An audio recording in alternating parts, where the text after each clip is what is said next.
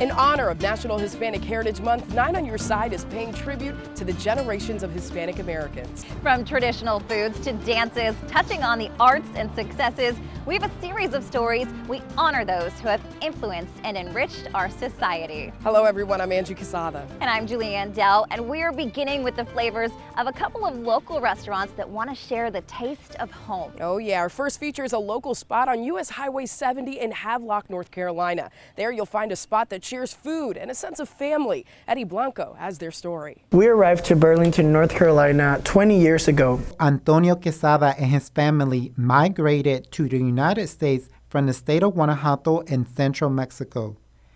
And with more than a decade of experience in restaurant management, the family decided to share their passion for food with the Havelock community. And in 2015, La Casa del Patrón opened its doors. Inicialmente era la casa del señor. Entonces ya dije, no, pero ¿qué te parece si le ponemos la casa del patrón? Now the name translates to the house of the boss, but the family says they aren't the ones in charge. Yo no soy el patrón. I am not the boss. The people are the ones demanding service, so we serve them. Quesada says his customers are the boss, and he loves having a restaurant as a family business. Almost everyone in my family takes part in this restaurant, and I'm very blessed to have all of them here with us. La cocina es bien importante aquí. Yo siempre he dicho que la cocina es el corazón del negocio. And he believes the kitchen is the heart of his restaurant, pumping out a variety of authentic Mexican dishes.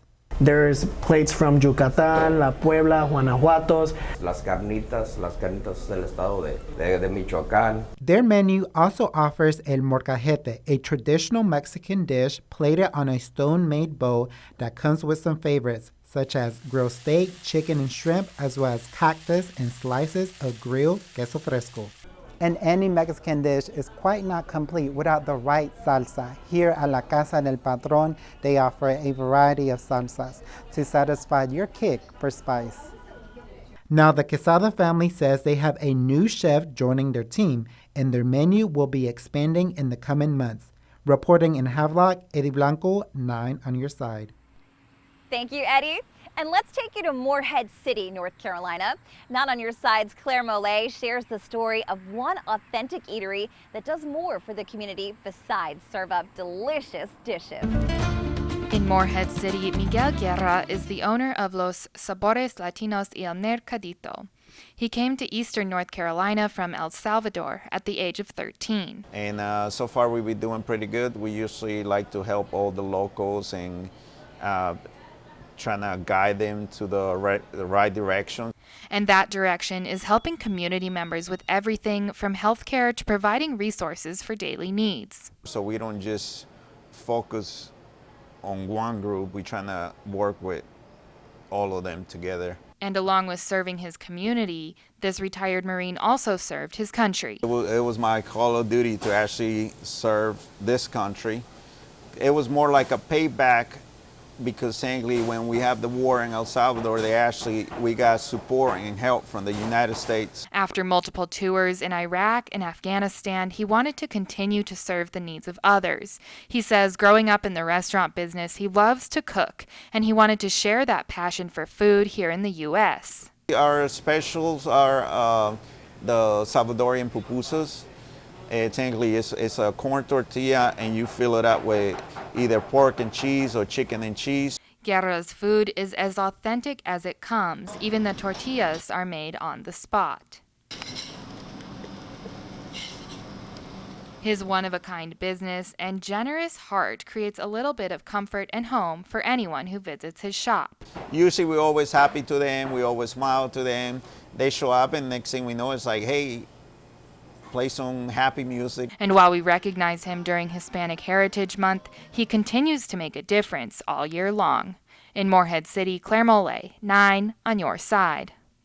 Now coming up, boxing great Oscar De La Hoya not only made a name for himself in the ring, but also in the business world. And we'll take you to a California brewery that's paving ways while serving up cold ones.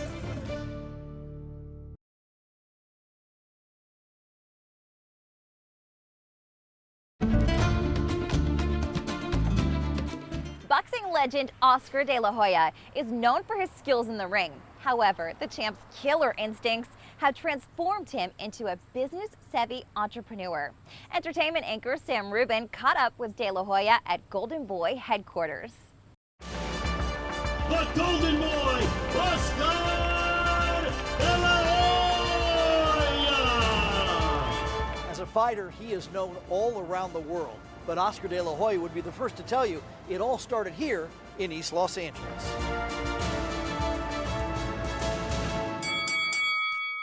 When you go into the ring, you have the American flag and you have the Mexican flag. Why are both flags important to you? My heritage. My father and my mother, they came over to this country for a better life, basically. At a young age, they stationed themselves in East LA.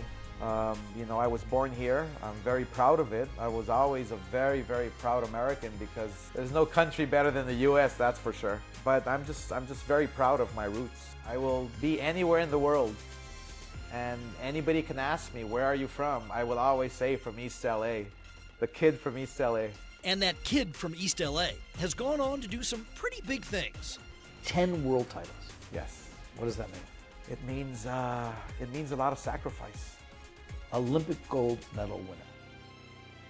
Everything. Olympic gold medal winner, it gave me everything that I have today. And what he has today is an empire. His company, Golden Boy Promotions, the Oscar de la Hoya Foundation, giving back to underprivileged youth in the community he grew up in, and lucrative real estate deals. 10 stories, 12 stories? This is 15. So when you look at a 15-story building on Wilshire Boulevard, and it's all mine, what does that feel like? I have to pinch myself like every day. Oh, look at this! Fans were pinching themselves when Oscar announced he was getting back into the ring after retiring 13 years ago. All right, I imagine when you're in the ring and you're training later today, that you feel at home in the ring. You've been in the ring for a long time. You know you know the sweet signs. Since I was 5 years old. We're in your executive office.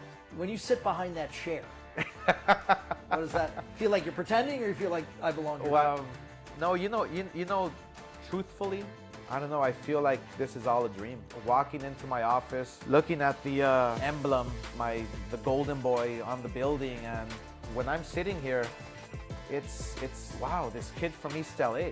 This kid from East LA, dreams do come true. Hispanic Heritage Month continues as we take a look at a brewery that inspires and empowers women. We have those details from San Diego, California. In the heart of Barrio Logan, you'll find Mujeres Brewhouse, where you can get a Buenas Vibras Blonde Ale or a Pachamama Double IPA. We started Mujeres Brew Club in 2019, and that was an educational series to empower Latinas who drink craft beer already. A brewery to empower and inspire women of color in craft beer. You're gonna walk into a bar and say, oh, I know that I like that style of beer, you know, because that's really intimidating for women. You walk in, you see this big board, and you're just like, oh my gosh, what am I gonna order? But at least you're gonna have enough knowledge that you're gonna say, I do not like that style of beer, but I love that style of beer. And that's what we're trying to do here, and that's what we're trying to teach. Owned and operated by two Latinas, Carmen Favela and Estela Davila. When I grew up here, obviously it was very rough. You know, a lot of gang activity, a lot of violence. Davila growing up just a block away from the brewery, and says she couldn't be happier to be giving back to her neighborhood. The fact that Carmen and myself were able to bring this to this community is very, very important, because a lot of people think, oh, well, you know, barrio, but it's changing so much, and it's changing so much for the better that, you know, we couldn't be more proud to bring this here. The brew house filled with Latino-inspired art, including a mural representing the Mujeres logo. If you go back in history, Ninkasi is the beer goddess, I guess you could say, and so that's kind of where the inspiration comes from. Inspiration to continue to empower women of color in craft beer. Reporting in Barrio Logan, Clara Benitez. So that's why, you know, you might put one in. It's a rhythm and dance unique to Hispanic culture. We have the moves that make up the flamenco dance. And we'll dive into the life of Frida Kahlo and share the continued impact she has in the art world. You're watching Hispanic Heritage.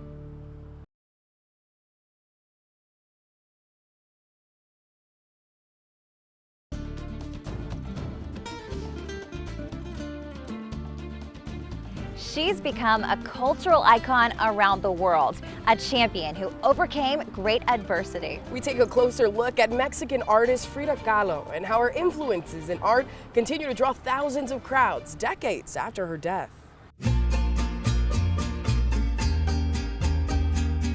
It's a face that's recognizable worldwide, the captivating look and the eyebrows that turn heads.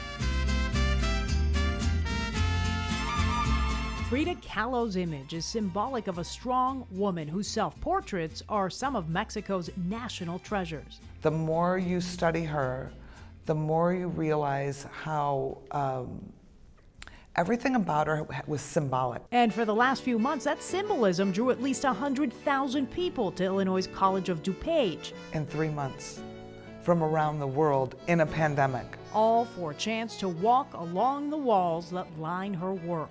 Overseeing that collection, Diana Martinez. She spent the last 4 years studying every piece of Kahlo. She was very bright. She read and wrote in English, German, Spanish, French. She was very well read. I think Frida was so ahead of her time, you know, in terms of women's rights and believing in yourself. She says Frida may be today's original selfie queen, but her work goes back to the 20s and 30s. She was doing hand-painted selfies in her most vulnerable moments. With so much Illinois love for Frida, here's a question that many are trying to answer. Did Frida Kahlo ever make a stop in Chicago? We suspect that at some point before she got to Detroit, they got off that train at the major hub known as Chicago, and perhaps they spent a night or two here. They loved to travel. Frida loved to go visit and go see. So there's no question in my mind that she made it to Chicago. But there's no tangible proof of that, though. We know her husband, Diego Rivera, painted 27 murals at the Detroit Art Institute back in 1932, and Frida was with him. In that time, they struck up a friendship with dance legend and Illinois native Katherine Dunham. She is like the grandmother of African dance, right? She lived in Glen Ellen. She was born in Glen Ellen, the town that is here. And when we figured that huge string out, we were like, are you kidding that they were friends and they met? It's those tiny clues that continue to add on to the Frida Kahlo story, a Mexican icon transcending generations and borders. I think in this time after the pandemic and what our country's gone through, she's just a great inspiration to keep moving forward. It's a rhythm and dance unique to Hispanic culture. We have the moves that make up the flamenco dance.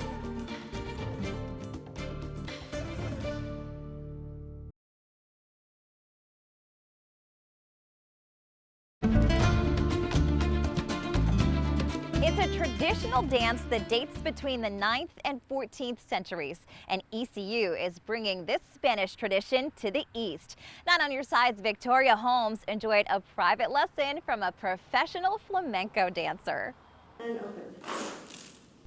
Today, I am a student in Professor Gabriela Estrada's class. If you know and you start listening, which is the key to learn flamenco, you learn that these are stories, that this is poetry. Estrada breaks down the parts of a flamenco performance. It has the dance, it has the toque, the guitar playing, and the singing.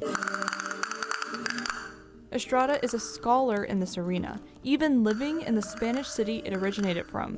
The minute that I stepped in Sevilla, I just felt the same way that you feel when you go home after a long time of not being home. She brings all her expertise to East Carolina University's School of Theater and Dance, explaining to the students how it's a mixture of different cultures.